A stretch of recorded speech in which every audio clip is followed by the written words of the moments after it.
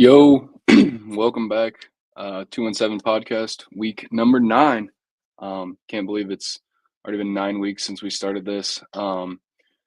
Excited for the future of this, but at the same time, we're getting to a little bit of a dead point in the some would say like sports year. March Madness is coming off. Going to be done after Monday. The NFL, obviously, we're going to have the off season. We've already had the um, signings.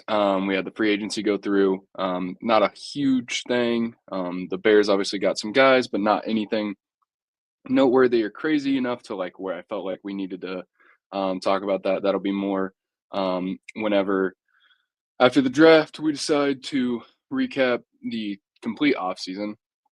But today we're going to look at right here Cardinals baseball. Talk about where they're going, how they've been playing, kind of look into baseball a little bit. I know that baseball is not always something that people like really love to listen to, love to watch. I know it's a pretty boring sport to the mass majority of people. But I'm also going to talk a little bit about Illinois men's basketball, talk about the transfer portal a little bit, just recap, what's happened over this week.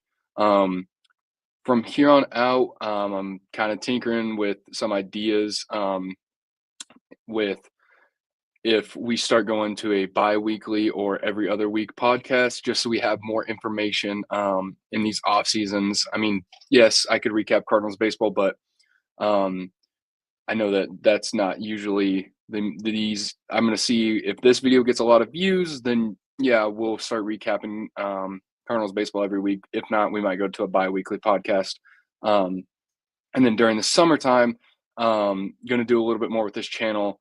Going to try to have some like interviews, kind of talk with friends, really sit down and have like in-depth conversations about people's lives. I kind of want to start going towards that type of podcast. I think that would be cool. Just kind of sitting down with a couple of my friends, learning about them, where they're from. Obviously, they're going to be from local areas, but I've also got some guys that like I played college ball with. Just to, talk about different things like, college football, college baseball. I've only had one friend that played collegiate basketball technically. And don't necessarily know if he would want to do that. So we'll see. But yeah, so I'm going to recap Cardinals baseball. So since the last episode, the Cardinals have been off to what I would consider a decent start. They're sitting at right now 4-4 or 4-3, excuse me. They're currently playing right now. They actually are playing the Red Sox in a doubleheader today. Need to win at least one of these games in order to stay aligned with this heating up Cubs team that looks pretty darn good this year. As of right now, the Cardinals sit with a 27% chance to make the playoffs. Like I said, we are only 7 games into the MLB season, so can't necessarily, I always say don't look at the playoff standings until you're about midway through, till you see that, till you see the All-Star break on the rise. That's when you really know if you're going to be a playoff team or not. But at the same time, I've seen the last time the Cardinals obviously won the World Series, being 11 games out, 11 games out with 20 games to play in 2011. I mean, there's times when baseball teams just go on a run and they make the playoffs, kind of like hockey. Hockey's similar. I'm not huge into hockey, but that's similar where teams just get hot and, click at the right time and it's just huge. They end up going on a crazy run. And, the scariest teams in October are the teams that are just, playing well at that time. But looking into some of these advanced stats, I'm a firm believer that you don't just look at ERA and batting average and home runs and stuff like that. You got to look at the more advanced stats. So like, for example, like on base percentage, this is the percentage of times like per, at bat that this player has a chance of getting on base. So like 514, 556. This is limited, obviously, only 9 plate appearances. But Lars Nootbaar so far has been the Cardinals' best hitter, followed by Ivan Herrera. who unfortunately goes down today with an injury. That really sucks for the Cardinals. That's a big blow. He's been a huge bat the last couple of days, the last couple of games. Has hit 4 home runs in the last 2 series with against the Red Sox and against the Angels. Really coming alive. Still has got to work to be behind the plate. Still can't really throw runners out. Struggling in that aspect. But Lars Nootbaar has looked amazing to start the year. He's gotten really good at just being our leadoff hitter. Speaking of which, the Cardinals just scored a run. They're up 1-0 against the Red Sox in Game 1 of this doubleheader. And now Jordan Walker is walking gingerly off the field. I don't think the conditions in Boston are really good right now. The field looks really, really tacky, and it looks like a lot of these players' cleats are sticking in the ground and they're not really moving well. But that's what you get with baseball in April. I mean, crappy weather, but then once you get to August, the games are absolutely beautiful. There's nothing better than August and September baseball. And so, once again, Herrera, I mean, this is like 4 home runs, 360 or 400 batting average with a slugging of over 1,000 is just incredible. As of right now, .7 WAR player. For example, I know not a lot of people understand what WAR is. So WAR is wins above replacements. So basically, what it is if you were to compare this guy to, say, a guy that you could either sign or a guy that you could bring up from the minors, how much more wins or win shares this player will bring to your team. So like a season where a player has a 6 WAR, that means they're one of the best players in the MLB. For example, like last year, like Bobby Witt was like a 6.2 WAR player. So he was borderline MVP. And so then that shows that if he won 6 more games being there for the Royals than his replacement, so him alone won 6 more games. So like seeing Nootbaar and seeing Herrera get off to this .7 WAR start, if they can just be that consistent throughout the rest of the year, you're going to have a pretty darn good year from those guys. Even if they can be 4, 5, 3, 3.5, if they can be in that upper, you want them to be, if they're one of your best players, you want them to be in that 4 and above range. If they're one of the best players in the MLB, you want to be in that 6 to 7 range. That being said, Victor Scott, kind of turning it around. I mean, this guy, if he can get on base, he's one of the fastest and most explosive runners in the MLB. He can absolutely disrupt a team being on the base paths. And if he can just, be a 250, 275 hitter, similar to like Pete Crow Armstrong, they're both very similar players in my opinion.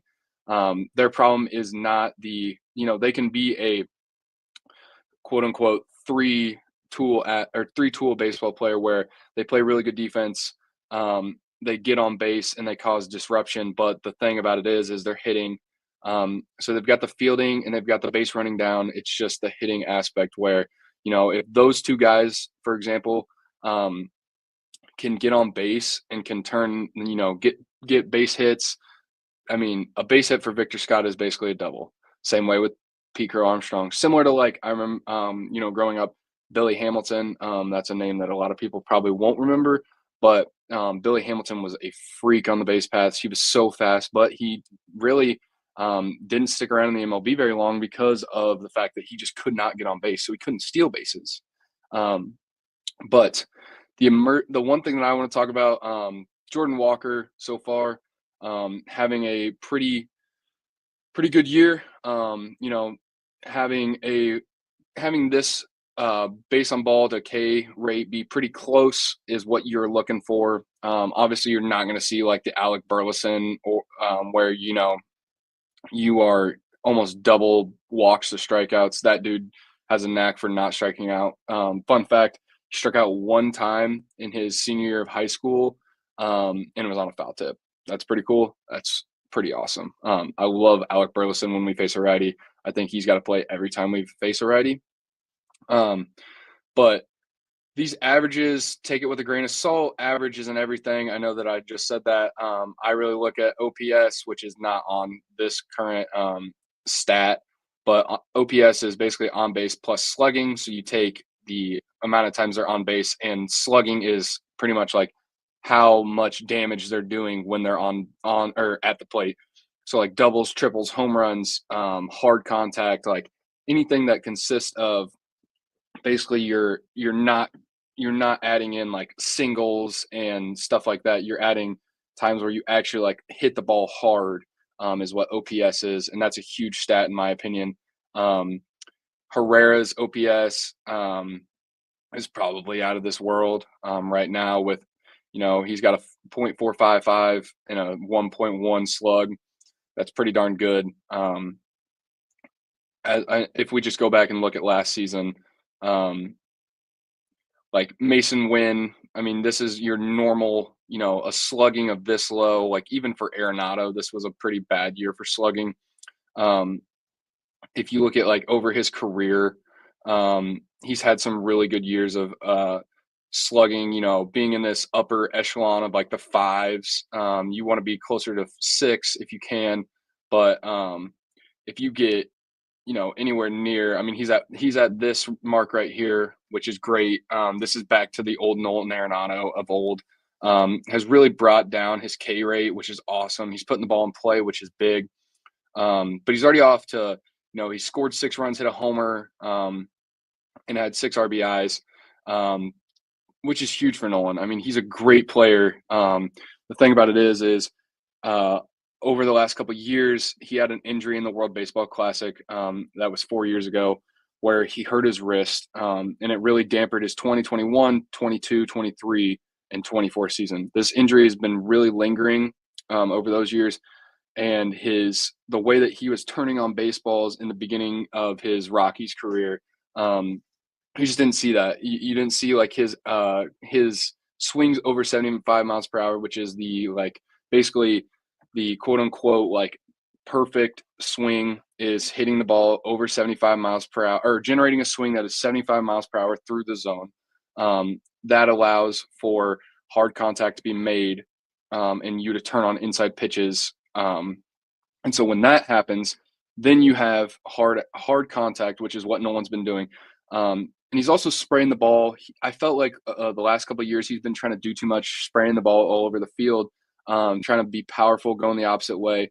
When in reality, this guy's a pull hitter, and he needs to pull the ball and hit the ball hard, and not roll over so much. But he's done a good job the last couple of series of like hitting the ball to the opposite field and like kind of because they've been shifting on him, hitting the ball to where they have to make a crazy play in order to get him out, and it's really been beneficial. And you can kind of see he's like the leader. Him and Sonny Gray have been like the leader on this team, and Wilson Contreras too, even though he's off to a pretty slow start.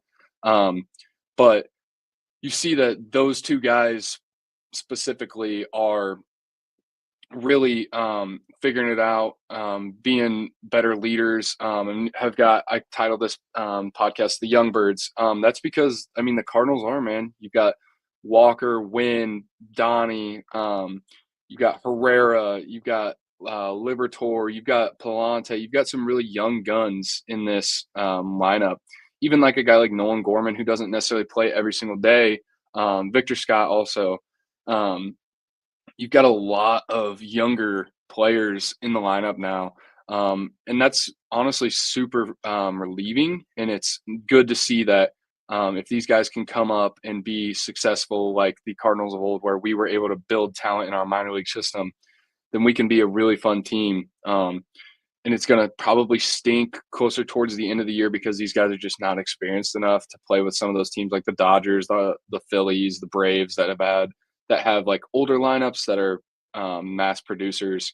But for the time being, I mean, there's nothing more fun in my opinion than watching a guy come up and just tear it up. I mean, I think still to this day, my favorite player to ever see come up out of the minor league system, and I probably shouldn't say this as a Cardinals fan, but when Javi Baez came up, that dude was so fun to watch.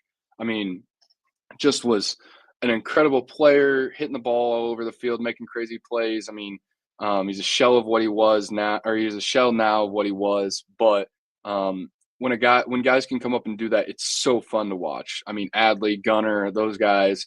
Even when Yasiel Puig came up, it was fun to watch those guys, and that's what brings people to baseball. Um, I know, like my favorite player growing up was Albert Pujols. And I didn't necessarily get to watch his younger days, but my dad raves about how much fun he was as a young player coming up and just being the face of baseball at that time. Um, but like I've taken personally a huge liking to Mason Wynn. I just actually yesterday went to a card shop and picked up another one of his cards.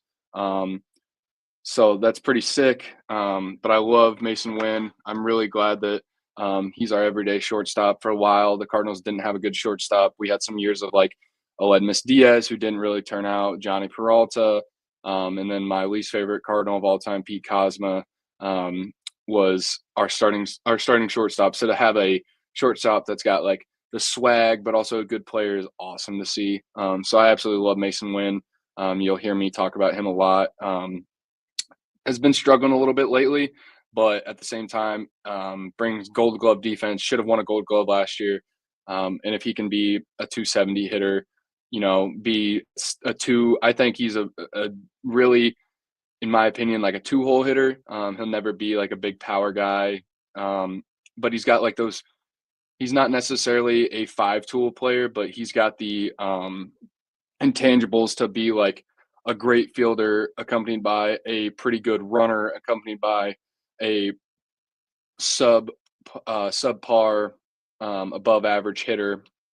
In my opinion, he just lacks power. He's a shortstop. Usually you don't see shortstops that like hit the ball out of the yard unless they're, you know, a Gunnar Henderson. I mean, Bobby Witt is the perfect example of like he is a five-tool player. Like he has all of the intangibles. He can hit, run, play defense. Just does everything super well. Um, and you're not getting that with Mason Wynn. You're going to get a guy that plays good defense, is pretty quick, can steal some bases, can get on base. Like he's that type of guy, and that's what the Cardinals need. You've got your future four-hole hitter in Jordan Walker. So if he can get on base, Jordan Walker's going to hit him in.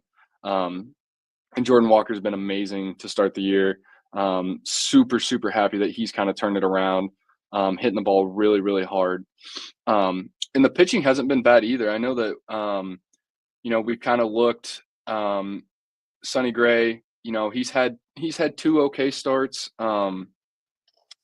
where, he's kind of the last start, he kind of got a little banged up by the Angels, but we end up winning. And realistically, you're only really needing him to be, he's got to be the ace, but at the same time, like, you don't need him to come out here and win like a couple years ago. Like, he won like 14 games in 2015.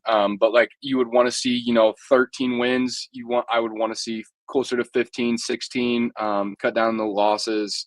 He's got to be the ace if this Cardinal staff is going to make the playoffs.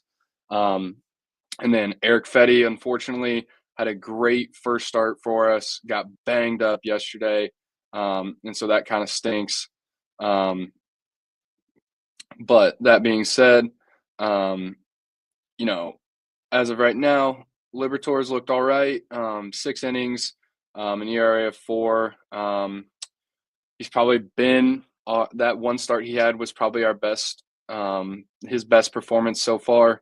Still young, 25, but he's just got to figure it out. One guy that I'm super excited for is Andre Palante. He's pitching right now. He's a high ground ball guy. Like he gets a lot of rollovers. I mean, 75% ground ball percentage is crazy. He leads the league right now in ground ball percentage. His big problem is he's got to keep the ball on the ground because when he elevates some of those pitches, that's when he gets into problems. That's when guys make big contact. And that's pretty much the whole thing about being a sinker baller. If those balls get elevated, then you're looking at, okay, now you're really causing problems because they're going to hit that ball really hard because it's going to drop into the barrel of the bat. So if they get underneath of it, then that's going to be a problem. But the biggest thing is if he can get guys to ground into double plays, he can really get himself out of jams. But Fetty unfortunately got banged around by a good Red Sox team yesterday. Didn't make it out of the third inning. Just didn't look very good. Walked way too many batters. But if he can start figuring out, his first start, he looked amazing. Only threw like 75 pitches and got through 6 innings. But yeah, not making it past the fourth yesterday really, really put a damper on us. And then so far the bullpens looked pretty darn good. I mean, Helsley, phenomenal. Phil Maton for literally coming off his couch like 3 days before the start of the season has looked amazing. I'm a big believer. I play a lot of MLB The Show, so Phil Maton has been a class name for me. I've known him for a while. Journeyman bullpen guy, but he's pretty darn good when he's good. But the area where the Cardinals have to look to get a fourth or fifth, because I mean you've got Helsley, you've got Romero, you've got 2 guys that are really, really good in those roles, with Romero being your lefty specialist and Helsley being your closer.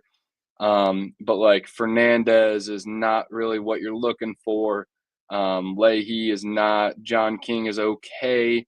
Roycroft is cool, but he's just kind of like an experiment. Can't really hit the zone. Walk. I mean, if your K and your walk percentage is like this close, same with John King, and Leahy, that being this high is just not great. But if with the bullpen ERA being 4.4, that's not great. You want that to be lower because you can't expect your bullpen to give up on average 4 runs, as the Red Sox just tied this game.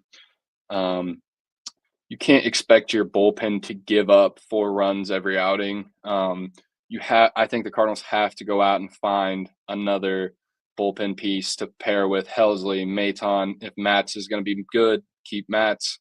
And then Romero. You just can't trot out Fernandez. He's not ready. And if maybe that's bringing up like a McGreevy. I know that they want him to be a starter, but bring up one of those guys. That's really the area that you gotta attack. You gotta develop these pitchers in the minor leagues. I know you've got Quinn Matthews and Tink Hens coming, but they're just not ready yet. You might see Quinn Matthews towards the end of the year. But the thing that I'm actually super glad about is last year the Cardinals struggled with runners in scoring position, and that's the biggest thing that this year the Cardinals are getting guys in, hitting the ball around. Like they've been good. They're the only team in baseball, and it doesn't look like they're going to stop today.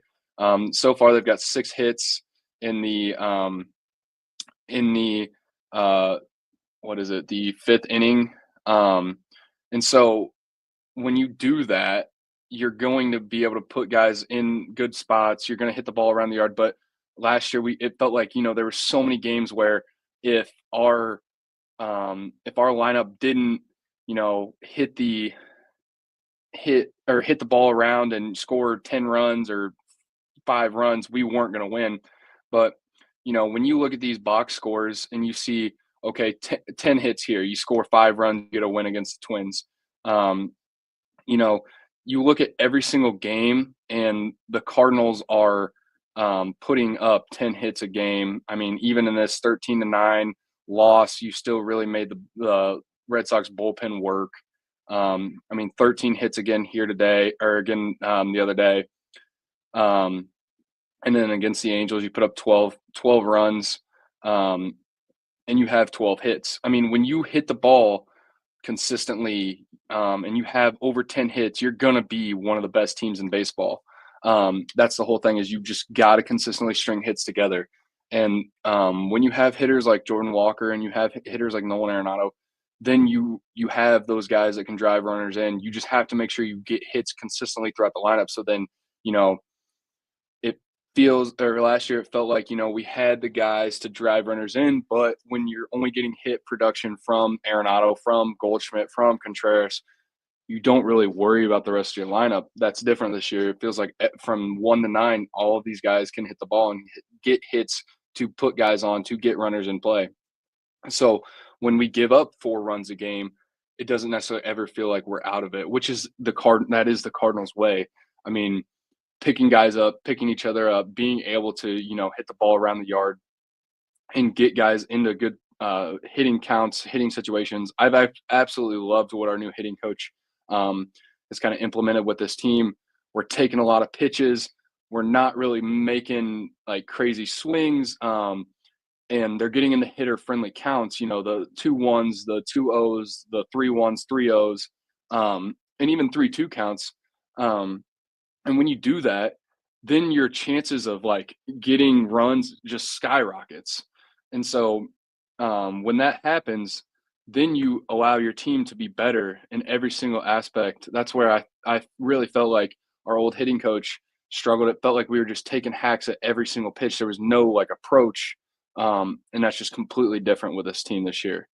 So it's exciting. Pitching staff's got to be a little bit better because this team has shown that they can hit the ball if you keep it within reason. And so I'm really excited to see the rest of this year. And I'm really hopeful that I don't think that we're a division winning team. I think that's pretty much going to be the Cubs this year.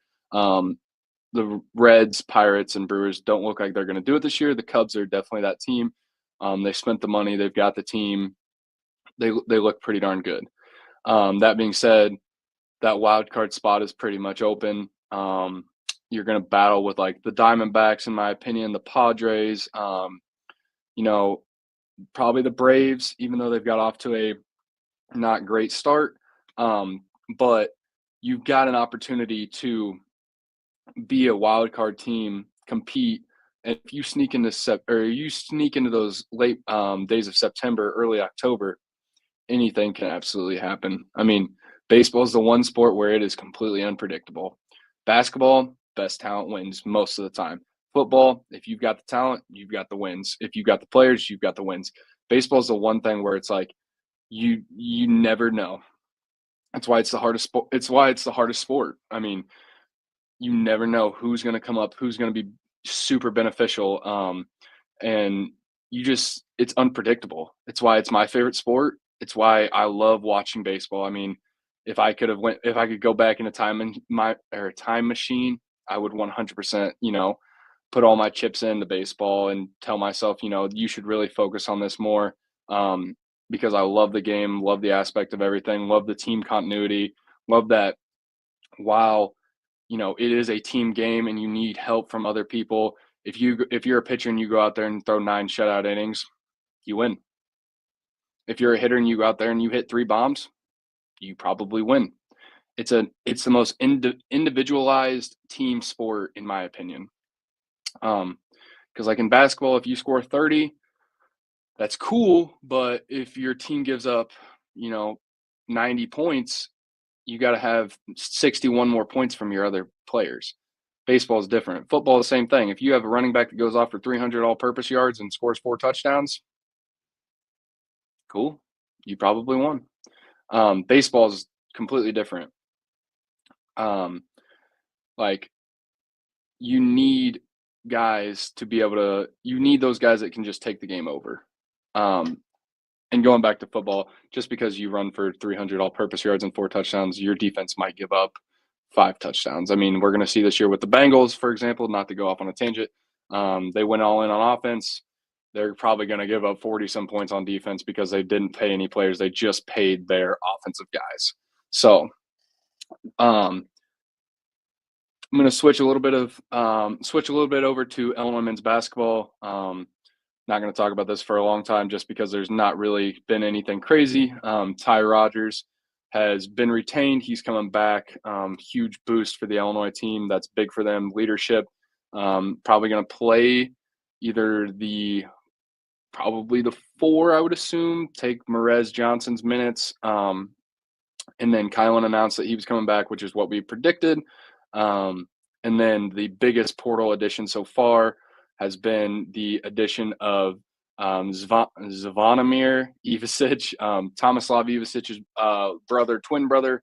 So now you have two 7-footers that have played together their entire lives on this Illinois team. It just builds a lot of chemistry. That's going to be super cool. I'm super glad about that. I know that personally, playing with my little brother was some of the best times that I've ever had in sports.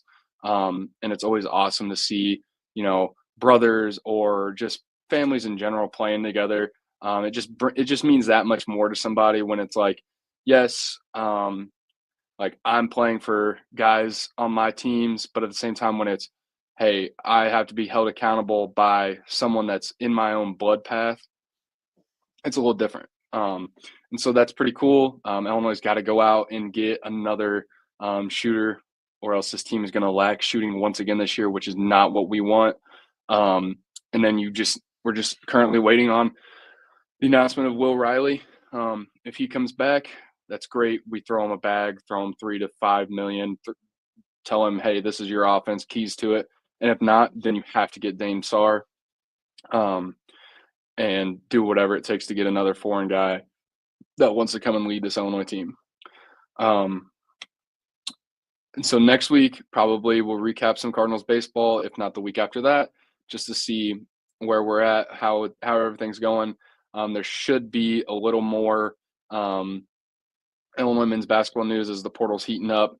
So that will be pretty interesting. Recap that. And then UFC, we got a pretty big fight coming up this weekend, so might look into that a little bit.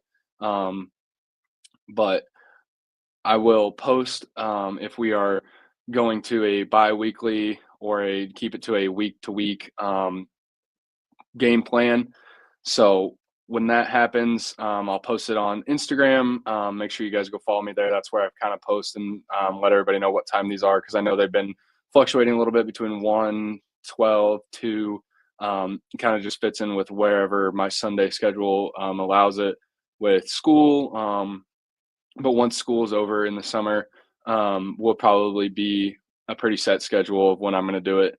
And so, yeah, so I'm going to leave it off with my shout out of the week, shout out of the day, kind of going forward. So I'm sure a lot of people are from Illinois, from the Midwest. That's I'm assuming that it's just still my friends. I'm not really, I'm still at 50 some subscribers and only a couple hundred views per episode. But I know that we've been dealing with some crazy weather, some tornadoes, some just thunderstorms, crazy stuff like that. And so my shout out, my dad, technically a first responder. I know he doesn't really count himself as that, but I know how tough it can be on families when their mom or dad isn't always home. I know that it can be tough on the people that are working, but my shout out is to those first responders that, especially those airmen workers that go out in the middle of the night. You think, oh, well, the storm's going on. I'm just sitting in the comfort of my own home in my, my room, and I just can watch it. Well, these guys are out there living it. I mean, in the storms, in the thunder, in the lightning, and literally one mistake, working all hours of the night, one mistake and their lives are over. So they take a huge risk. I mean, I don't know how many times I can say thank you to all those guys, but yeah, my shout out is to those first responders, first people to, when they get that call, they don't even think twice. They just go out and do their job. And so, yeah, crazy spring weather, but I'm so thankful for those people. And shout out to my dad. I mean, he's the glue, but he's always taking those calls at 1, 2 in the morning. Spring break, I got to see him all of like 20 hours, and I was home for 4 days. So it's tough on families, but he's out there making things happen for other people, keeping the lights on. So yeah. So with that being said, this has been episode 9, week 9 of the 217 podcast. Remember, when we get to 100 subscribers, going to do that giveaway. So tell a friend, tell a friend to tell a friend, that when that happens, we'll do a little spinny wheel, make it a whole big deal. And somebody will get a free gift card out of that. So I appreciate everybody who watched, and see you guys next week.